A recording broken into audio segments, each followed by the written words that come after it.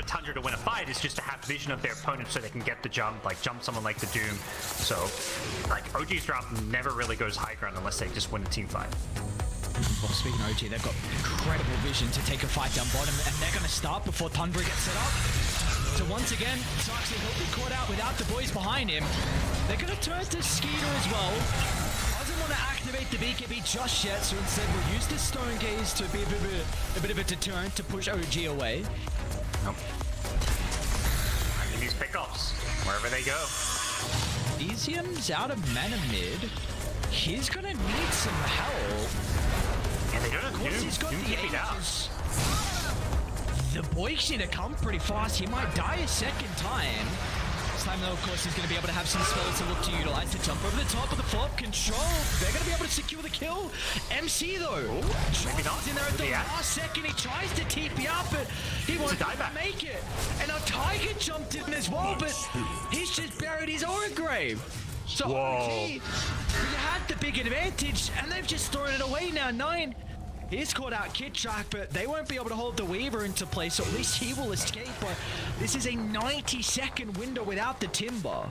Yeah, the big thing Tundra recognized there is that Doom had actually TP'd back mid. The mid tier 3 needed defending. There was like a double siege creep wave that was just like bringing this tier 3 low. And the second Tundra saw Doom back there, they're like, let's jump, let's kill this Timber. We'll kill him twice. Without Doom in the fight, like that is the, you know, the head honcho of OG's draft right now. He's 30k plus net worth. You need this Doom there.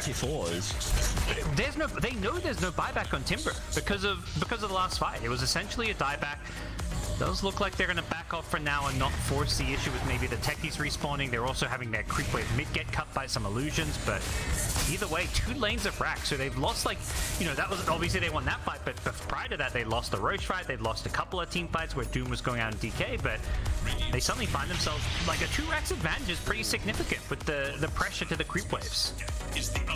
And they just killed BZM's Korra as well, so I mean his buyback's up in a minute, but he's not going to have the gold. There was a Lotus Orb that he was looking to buy out there, so big item that he's not going to play with. You just got a Disperser completed on Skeeter, so he's upgraded the Diffusal Blade as well. So let's see what he wants to use that for. Don't think Tundra want to go high ground here again. I think whoever's like the ones pushing just are at a disadvantage. I mean, definitely for OG, that drop just doesn't push, but I think for Tundra, it's like they're going to just full back, look to get that next layer of items up. Heroes like DK have a lot of room to grow and scale.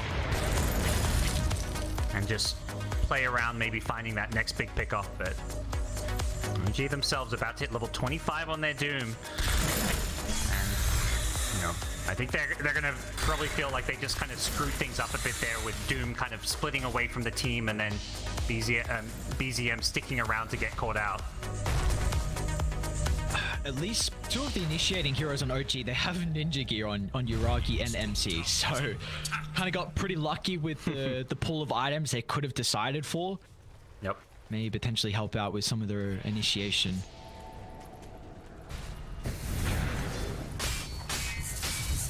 Skeeter's gonna run into Uragi. They want to doom him? Yep, Uragi's not gonna mess around.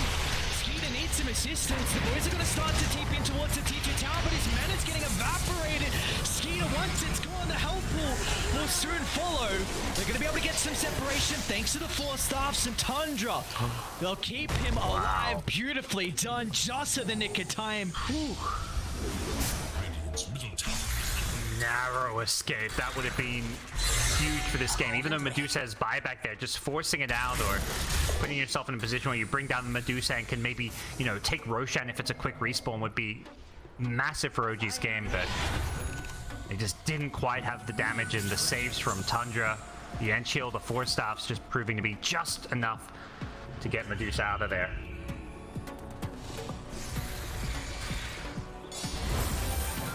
This Will-O-Wisp as well for Soxa to work with inside some of the fights, and OG have 0 hero that's going to be able to address that, so that could make it a little bit more annoying for some AoE control in these wild team fight engagements, especially this one potentially down bottom with this Roche spawning.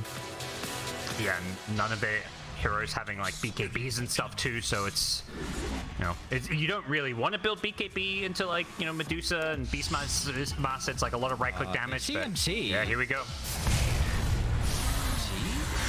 Skeeter, they got the Doom. Once again, another Doom onto the Medusa. This time he's got the boys to play with him. All their attention is solely put onto Skeeter. Let's see if they're going to have the damage to be able to bring him down. It looks like that'll be the case. Skeeter's gone, but he's got to buy back and he's going to use it instantly. But OG, they can look to get the supporting cards before the Medusa's able to connect to the team as BZM onto the bridge. The use of the recall means that Skeeter is back into the midst of it all, and OG, it's an all-out retreat for them. They've used all of their ultimates. Where's Roshan? It's a quick Roche respawn, so it's waiting there for Tundra if they want to fall back and take it. At the same time, they can smell blood in the water. They want to find that pick-off or two, knowing there's no Doom, and they've got the Will-O-Wisp on Tiger. They could force up out. Yeah, Roche it is. They have to get this Aegis now. They just use buyback on Skeeter, because what's going to happen is OG now get to reset. All they have to do is wait for these big ultimates. They need Doom back, and then they can look to take another fight where maybe Skeeter gets Doom. So getting him an Aegis is critical. And Doom is back soon. 12 seconds. You've got Echo as well. I mean, this fight's going to be off the back of MC. Needs a huge Echo to cancel the Roche, and they're going to be a little bit too late. So Skeeter's got that second life. Raku's can't jump the Enchantress, but again, Tundra, they're just trying to intercept OG before they get in the area. They've been able to reset the position now. This is a difficult fight for OG to take, but they still feel strong. The Stone Gaze activated early on. They'll be able to turn it back, but BZM getting pummeled into by the impetus. Still going to be able to use the Scepter to protect him for the moment. Meanwhile, on the backline, Knight doomed up. They want to take the Dragon Knight out of the equation, but it means that Skeeter can stand strong. But it looks like OG will go back to their old tactic. Do their best to kite Skeeter. But the axe everyone else is flying. Go for the Medusa, but it's not going to matter. MC, he'll do his best with the Echo Slam. It'll get rid of 33, but they have used every single ability and only have cleaned the Beastmaster and now Tundra. They can look to clean up. Again, they're going to be lacking the stuns to catch up though, so OG should be able to successfully retreat. Clutch Lincoln stopped the DK stun from catching MC with his TP out there. And the DK Ag's proven to be vital there. He guts Doom, but he just flies over cliffs and he's impossible to bring down because you just can't keep up with him when he's flying over these cliffs. Still a numbers advantage. OG. Yeah. Can I get a bit crazy with this? They see the TP in. They don't have Doom right now, but they don't mind. It's to work with. Doesn't matter, it looks like. Sneaking. It'll make him work for it, but it's not going to matter. Just being down a hero, and OG capitalize. They know there's no Beastmaster. That's a lot of Medusa's damage kind of comes in from the Beastmaster, Inner Beast, plus the Solar Crest. Not to mention, yeah, all the auras and utility from the helm as well as the pipe. So forcing that fight there with even without a Doom works out fantastically for them. These fights are so weird. And we're hitting crazy late game. Like everyone's 6-slotted now, as far as the carries go. So there's only so much more heroes like Doom and Medusa can get. Hang on. Wait. Don't shy away from the rapier now. This is oh yeah. Did Medusa have it queued up or? No, not yet. We got Bloodthorn queued up, but there's still a little bit of room for it. Yeah. I'm curious to see how this DK goes later on. I do feel like, level 25 DK's got the Manta queued up, which could be a nice way to make it harder to get the Doom off on him. And that does feel like a hero that it still has, like, an empty item slot or two. Like, you can upgrade the Blink, you can replace the Midas. So... he got Spell Prism as well. That is a must-need neutral item for if you are going this kind of Scepter build on the Dragon Knight. And this hero scales very well. It may be a little bit different just because you have the break on your Argi with the Doom, but this is an incredible scaling hero. It catches a lot of people off guard with what you're able to do in the late game. Yeah. Because that's really, we're hitting that crazy late game. We're 45 minutes in. It's like, who has that better late game scaling? And I don't think there's an easy answer to it. Like heroes like Doom Ultra late game, you can just remove one of these mega farmed heroes from the fight with a Doom. It's going to really come down to the execution. Whether you're able to blow someone like a DK up within the Doom, whether you can land these Earthshaker Echo Slams. So I wouldn't give the edge clearly to one team or the other here, even though we're at the 45-minute mark. Start onto the Timber. BZM's in some trouble. I slowed it. He's going to be able to get the roll back onto 33, but still a lot of damage is being applied. They're going to try and drag him back in. Small Vessel's activated. Meanwhile, to the backline, though, Yuragi, he's found an angle. He's going to try and doom up the Coddle. It's not really providing them a whole lot at the moment. At least it's space for BZM to be able to reposition. They'll still be able to get the kill onto Tiger in the end. And now Yuragi, he's completely stuck inside the middle of the lane. The Doom's in trouble. They'll have plenty of damage thanks to the Medusa to be able to secure the kill. An instant buyback's going to come out from the Doom. But what can he really do without his ultimate to work with? They'll tear apart the DK. And now it's just the Medusa. Skeeter against the world. Tundra, though, the heavy investment, multiple buybacks. They want to close out this game one right here and right now off this fight. It's still tricky. I think you want to kind of regroup and reset a bit here. It's a 5v4, and you know Doom doesn't have a buyback, but that Doom is coming. Ooh, almost got caught there, but that Doom's coming back online fast with the Octarine Core. Will they force the high ground here? They've got only 20 seconds on this Aegis, so they're going to be exposed after that, and there's no buyback on Medusa for 2 minutes, so it's not like you can be like, okay, we still go for this and we have buybacks to fall back on if this messes up. So this is a very risky push for Tundra. It's worth going for the Mega Creeps, perhaps, but I think the downside is maybe too high for them with the Medusa buyback being on cooldown. Some shard enjoys though, so 33 is going to be able to get his.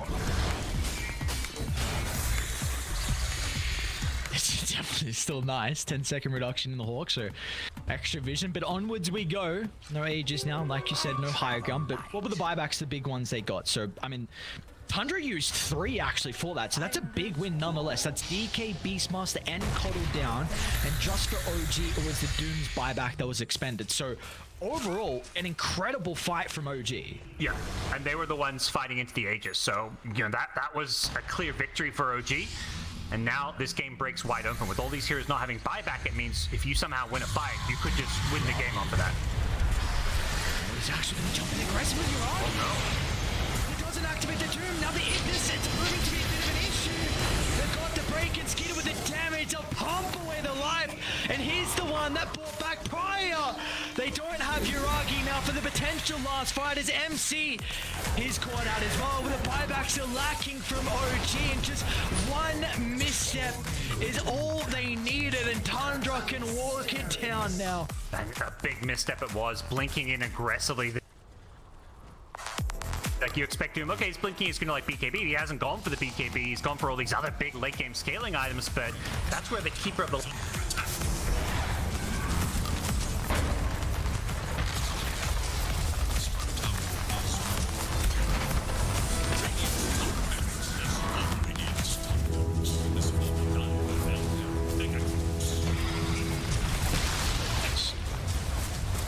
They're not even going to give themselves up for it. T4's going down too fast. The Weaver shows for an instant and just gets blown up. BZM will try and chuck some spells out, but Skeeter just beelining towards the throne. I do have MC back alive. Clips can be activated as well.